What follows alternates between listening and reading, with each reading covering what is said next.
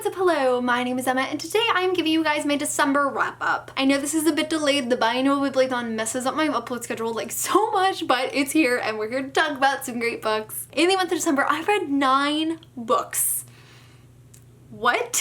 I think I also read 9 books last month, or at least something around there, but either way, I have been reading so much more lately and I absolutely am just living for it. I have some great books that I read in the last month that I am super excited to share with you guys, so I hope you guys enjoy this video. The first book I read in the month of December is A Monster Calls by Patrick Ness. Originally, this was sent to me in the movie tie-in edition by Focus Features, so of course, thank you so much Focus Features for giving me the opportunity to read this book. They sent me this copy of A Monster Calls to read before I went to see the movie early, so I do have a full, mostly spoiler-free review on the film and the book of A Monster Calls, so if you'd like to check that out, it's in the description of this video.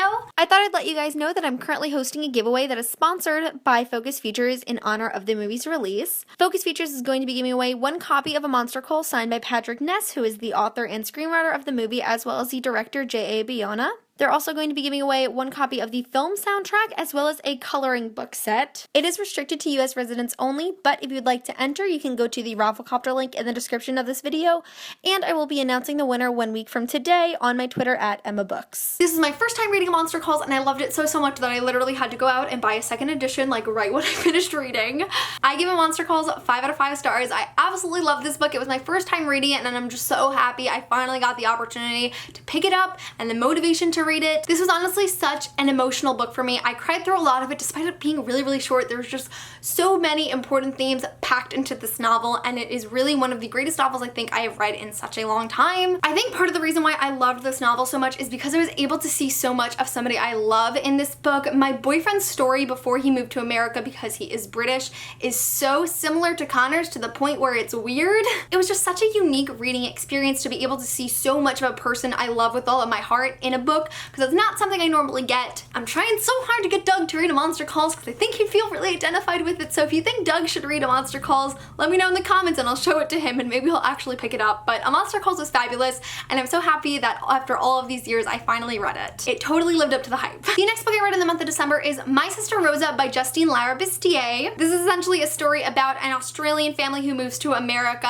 and our main character Che believes his sister Rosa is a growing psychopath. So it's all about Che trying to protect Rosa from the world and trying to protect the world from Rosa, and I really enjoyed it because this book is so up my alley. Psychopathy does not get a lot of book rep, especially ones that are focused on children, and I really enjoyed this book. I ended up giving it 4.5 stars. It was thrilling, it was suspenseful, the plot was executed so well, and the characters were really developed. There's also a super diverse cast, which is not something I knew previously to reading it, so it was such a nice surprise to see so many different kinds of cultures and ethnicities represented. It really just was a perfect book for me. This is totally in my field of interest, and I felt it was done really well. One of the only issues I had with this book was a few technicalities. As I'm a psychology major, I do a lot of studying of things like psychopathy, and constantly throughout the book, Che is referring to Rosa as having antisocial personality disorder, which cannot be diagnosed until you're 18, and Rosa is 10. She would be diagnosed with most likely conduct disorder, and I would have liked to see that distinction made just once in the book, and it wasn't, which is okay. I like to tell you guys these things, which is my experience of reading it. So that was really my only problem. I have been considering reviewing this, so if you'd like a review of My Sister Rosa, let me know so I can actually have some motivation to write it. Either way, I loved My Sister Rosa. I had the best time reading it. It was so much fun, and again, just totally up my alley. So if you're somebody like me who likes creepy things and psychology, I would really recommend My Sister Rosa. So somehow, across the span of December, I read 4 audiobooks. I don't know what it is with me rereading these series where I just go through the audiobooks so fast, but I did it again. This month, I was able to read the first 4 books in the Mortal Instruments series: City of Bones, City of Ashes, City of Glass, and City of Heavenly Fire. City of Heavenly Fire. City of Heavenly Fire. City of Heavenly Fire. This is my 8th time rereading the Mortal Instruments series, and I am so happy to be back immersed in this world. If there is one thing I will say from this experience, other than the fact that I am still noticing new things, which happens with every single reread, and I'm sure you guys have heard that a million times, but I have let the opinions of others influence my memories of this book. It's not a secret that the Mortal Instruments series gets a ton of hate in the online book community, and of course, because this is my favorite series, I am always reading these reviews despite maybe not feeling the same, because I do want to broaden my perspective on it and see it from others' viewpoints. And I have been listening, and it has changed my opinions on the book somewhat. I still love them so much, but I do see more problems because people speak out about them.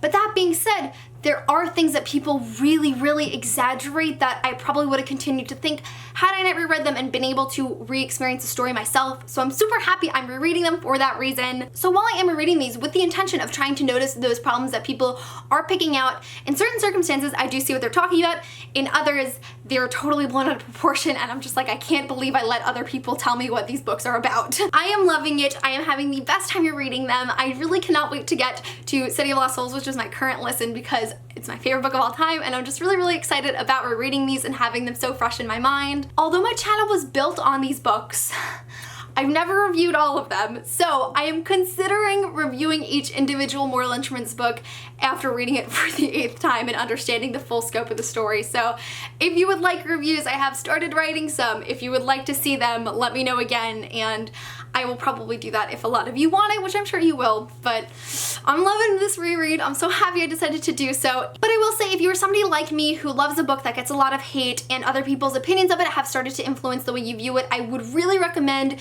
taking the time for a reread, interpreting it yourself, trying to see what the other people are saying, but while also making your own decisions about it. So that being said, I'm so happy to be rereading these. The next book I read in the month of December is History's All You Left Me by Adam Silvera, which was so good. I can't even pause to tell you I gave it 5 out of 5 stars because it was so amazing. Oh my god, guys, you need to read this book. It comes out January 17th. It is going to be one of the hottest YA releases of the year, and I am so proud of Adam for writing such a fantastic book. Do you see how my demeanor just like completely changed because I just can't keep my excitement about this book inside of me. I've talked about this book a million times in my past couple of videos, but I just love it so much. It is so diverse. The plot is beautifully constructed and the writing is just gorgeous. I obviously will be having a review of History's All You Left Me because like I literally feel the feelings flowing out of me while I'm trying to talk about it, and I realized I was talking really fast before, but oh my god, I love History's All You Left Me so much. It is one of my favorite books of all time, one of my favorite books I read in 2016. It was so good.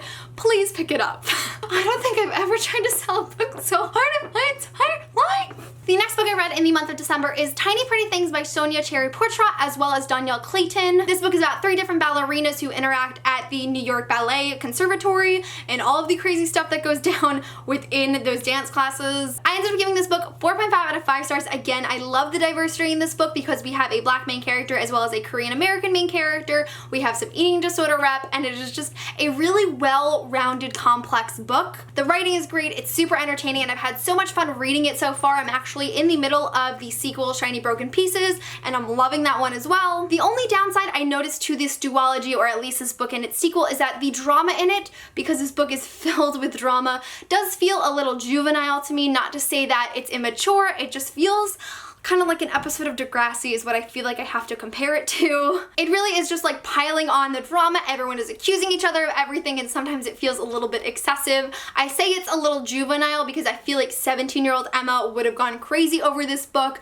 I just personally feel like there's a lot of drama, but that being said, I don't feel like the drama really overtakes everything else despite there being so much of it. The character development is fabulous, and it really is a complex story, and I've just had the best time reading it. I'm so happy to be reading the sequel, and it's definitely a book I would recommend. And then my final book of 2016 was Winter Girls by Lori Halse Anderson, which I ended up really loving and giving 4.5 stars. Winter Girls follows our main character Leah, who is struggling with her own eating disorder, and at the beginning of the story, she loses one of her childhood best friends, Cassie, who is also struggling from an eating disorder. I ended up loving this book. I felt so freaking identified in this book. It really resonated with my own eating disorder, which is all I can ask for when going into a book like this. The writing is unreal. It is so beautifully written. There's just something about the way Lori Halse Anderson describes things where she says it and I'm like, wow, that's impressive, but I don't think it could ever have been described in a different way, if that makes sense. She just finds a way to describe everything in the absolute perfect wording, which is something I feel she excels at compared to other authors, and I really loved that. It was a super gripping novel. I really could not put it down, and I was just so invested in the story,